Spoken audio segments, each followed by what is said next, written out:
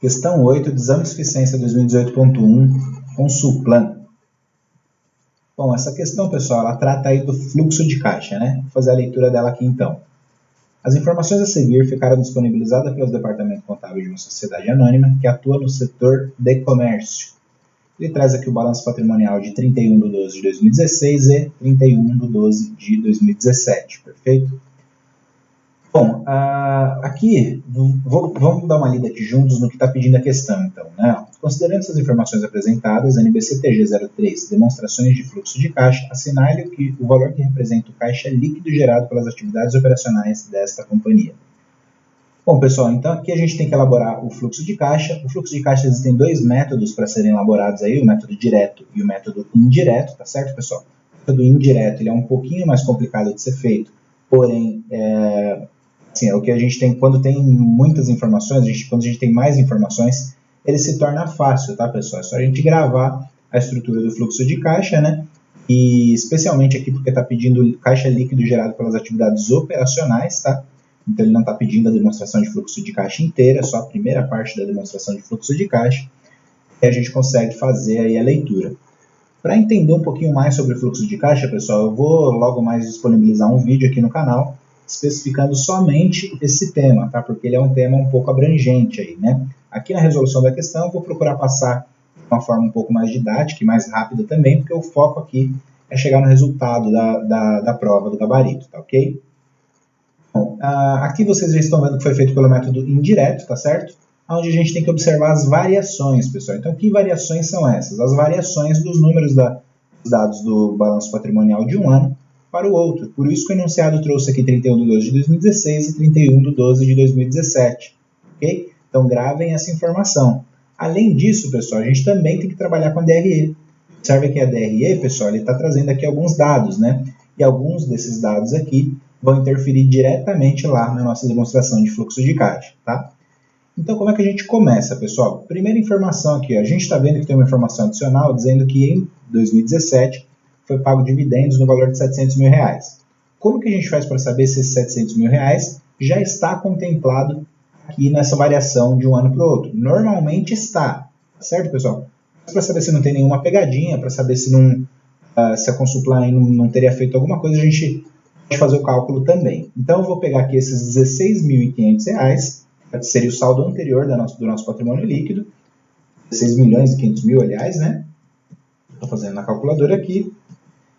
E esse valor deveria ser somado com esses 2 milhões, que foi aqui o lucro líquido de 2017, para formar o quê? O saldo do balanço patrimonial aqui, 31/12 de 2017, tá certo? Então, essa variação, os 16.500.000 mais os 2 milhões, é que dá aqui os 17.800.000, perfeito? Vamos somar 16.500.000 mais 2 milhões, daria quanto? 18.500.000, tá certo, pessoal? Então, se deu 18.500.000, a gente tem que tirar esses 700 mil, porque se teve aqui a distribuição desse dividendo, esse valor saiu exatamente dessa conta aqui. Então, 18.500.000 menos 700 mil, nós chegamos aí no valor de 17.800.000 exatamente, tá ok? Façam na calculadora, então, essa conta que vocês vão ver que vai bater, e aí a gente já tem a primeira premissa de que esse valor está correto, de que esses dividendos já foram lançados em 2017. Tomando aqui, você vai somar 16.500.000 com o resultado de 2017, ou seja, saldo anterior do PL, mais o resultado do ano atual, ok? Menos o dividendo que já foi distribuído, portanto, saiu do PL aqui. Vocês vão chegar exatamente nos 17.800.000. Primeiro detalhe dessa questão aí, ok? Dito isso, a gente vai então para a nossa demonstração de fluxo de caixa, pessoal. Eu só montei a primeira parte dela, tá? Não quis montar a demonstração inteira, justamente porque aqui está pedindo somente a primeira parte, né? O caixa líquido gerado pelas atividades operacionais dessa companhia, certo? Então eu não vou lá gerar a demonstração de fluxo de caixa, ela tem 3 partes, que são as atividades operacionais, atividades de investimento e atividades de financiamentos, ok? Porém, aqui para resolver essa questão não é necessário que a gente monte ela inteira, tá certo? Então, quando a gente fala do método indireto, pessoal, a gente tem que observar as variações e a gente inicia a demonstração apresentando o lucro líquido. De onde eu peguei esses 2 milhões, pessoal? Está aqui, ó, lucro líquido, ok? Então está lá diretamente lançado para o nosso fluxo de caixa. O primeiro item que a gente vai analisar é sempre a DRE, tá? É importante dizer isso aqui também, por isso que eu já iniciei aqui do lucro líquido. Depois que analisar os dados da DRE, aí sim a gente parte para o balanço patrimonial. Perfeito? Então, ainda na DRE, pessoal, observe que a gente tem a depreciação. E quando a gente fala de fluxo de caixa, o que quer dizer fluxo de caixa? Quer dizer o que saiu ou o que entrou no caixa, né? Fluxo, propriamente dito, quer dizer o que movimentou o caixa, tá certo? Por isso que significa isso, demonstração do fluxo de caixa. Demonstração ali do que movimentou o nosso caixa, né? E a depreciação, pessoal, vocês sabem que não é desembolso, né? A gente não paga a depreciação, né? A gente faz o reconhecimento contábil e não há desembolso financeiro, né? Não sai dinheiro do nosso caixa e nem entra dinheiro do nosso caixa quando a gente fala de depreciação, perfeito? Portanto, é uma despesa aqui que a gente lança na nossa contabilidade e na demonstração de fluxo de caixa a gente tem que adicionar, assim digamos, tá? Então a gente pega essa despesa, que seria um saldo negativo em relação ao saldo gerado aqui, ou seja, esse lucro de 2 milhões aqui, se a gente desconsiderar essa despesa, quanto seria esse lucro aqui? Seria de 3 milhões, perfeito? Então a gente vem aqui e joga esse valor de forma positiva, ok? Então o lucro de 2 milhões mais a depreciação, que não interfere no nosso caixa, assim digamos, tá certo? Ao desembolso, a gente adiciona esse valor aqui, ok? Segundo fato que a gente pode observar aí, pessoal, já analisando aqui no balanço patrimonial, porque não existe mais nada para a gente analisar no nosso DRE, o fato de que se a gente está falando de fluxo de caixa, eu não vou considerar aqui, pessoal, nem o próprio caixa, tá certo? E nem os equivalentes de caixa, que seriam, por exemplo, os bancos, aplicações de curto prazo. Por exemplo, se tivesse essas contas aqui, nas demonstrações aqui do balanço patrimonial, eu não consideraria para fazer a demonstração de fluxo de caixa. Observe que esses 8 milhões do caixa e esses 5 milhões e 600 não entram em momento algum aqui, ok? O que a gente tem que fazer, pessoal? A gente tem que desconsiderar a questão do caixa e analisar a partir das próximas contas aí, né? Qual é a próxima conta depois do caixa, então? Duplicatas a receber. Observem aqui que eu coloquei clientes, mas é a mesma conta, tá? Duplicatas a receber e clientes, duplicatas a receber, é exatamente a mesma conta, ok? Eu coloquei aqui um valor negativo de 3 milhões e 500 mil. Observem que duplicatas a receber traz 2 milhões e em 2017, 5 milhões e 500 mil.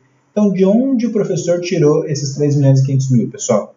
Vamos observar novamente aqui, ó. Vamos observar o quê? As variações, né? As variações das contas. Não é à toa que tem aqui 2 anos para fazer uma base comparativa.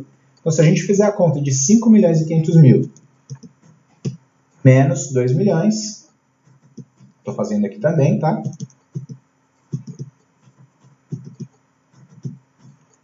Chegamos na variação de 3 milhões e 500 mil. E agora, por que esse valor está negativo, pessoal? A demonstração de fluxo de caixa, ela quer saber o que interferiu no caixa.